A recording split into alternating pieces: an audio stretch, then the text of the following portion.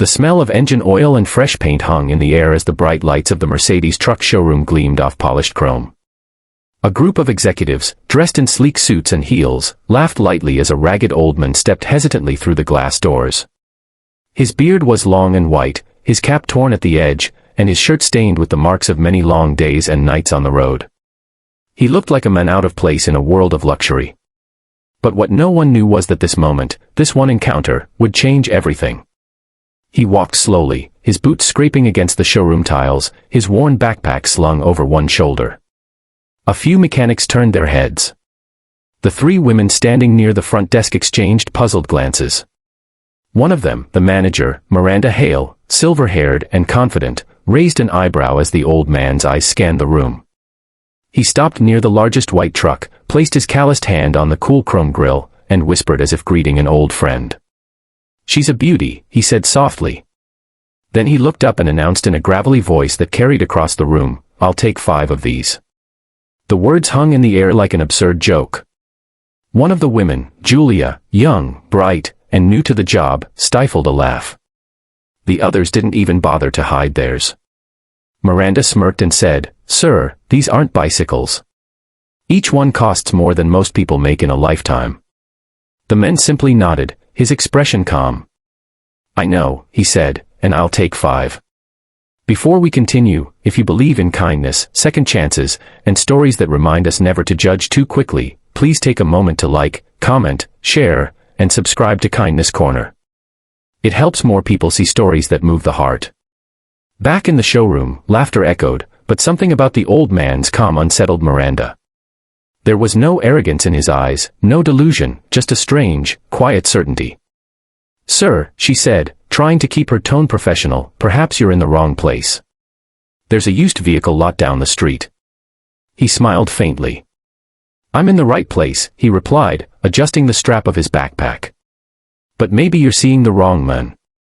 They turned away, whispering to each other as he walked toward the coffee machine in the corner, pouring himself a small paper cup of water. No one noticed that his hands, though rough, moved with the steadiness of someone used to handling heavy machines. No one knew that those same hands had once steered convoys through desert wars, built engines from scraps, or carried his only son's coffin down a muddy road years ago. His name was Harold Brinley, once an engineer, a soldier, a husband. Life had taken everything from him. His wife, Clara, had passed away in a hospital he couldn't afford to keep her in. His company, the small trucking business he built from scratch, had been swallowed by corporate sharks.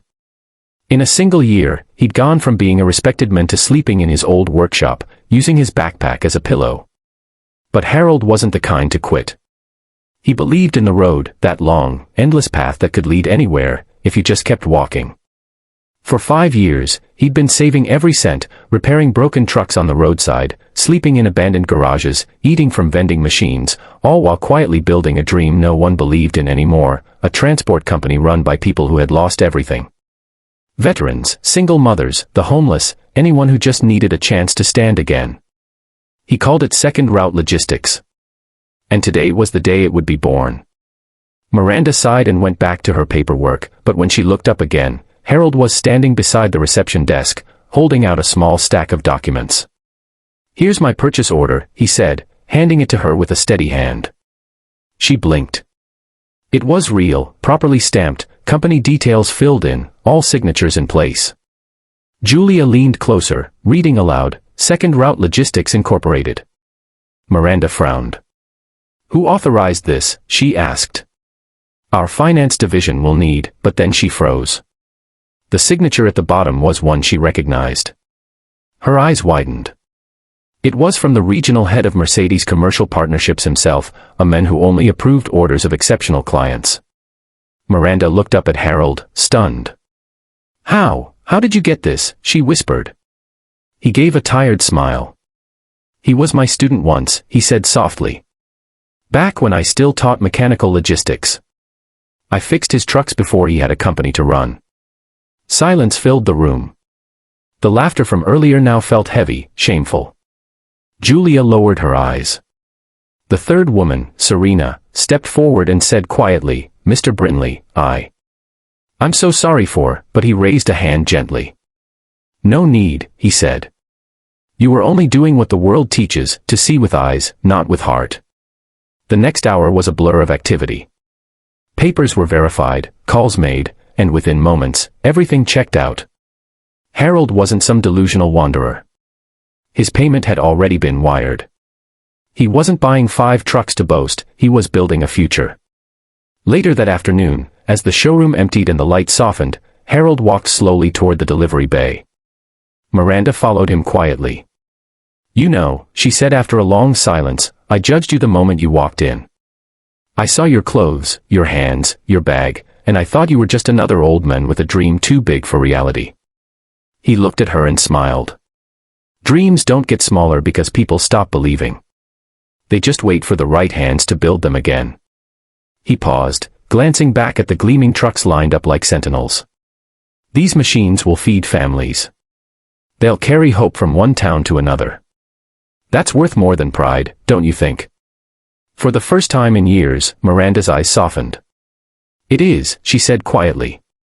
When the trucks finally rolled out the next morning, driven by a team of men and women who had been sleeping in shelters just days earlier, the entire town watched. Word spread quickly about the ragged men who walked into a Mercedes showroom and bought 5 trucks to rebuild lives, not fortunes. A week later, the showroom received a handwritten note in the mail. It read, "Thank you for the laughter, it reminded me how far I've come. Maybe kindness doesn't start with believing in others, but in giving them a chance to prove you wrong." If this story touched your heart, please like, share, and subscribe to Kindness Corner, where real stories remind us that compassion can change the world. Before we end, tell us in the comments, what would you have done if you were in Miranda's place that day? Would you have laughed too, or listened a little closer? Because sometimes, the most extraordinary souls walk in wearing torn clothes, and leave behind lessons that shine brighter than chrome.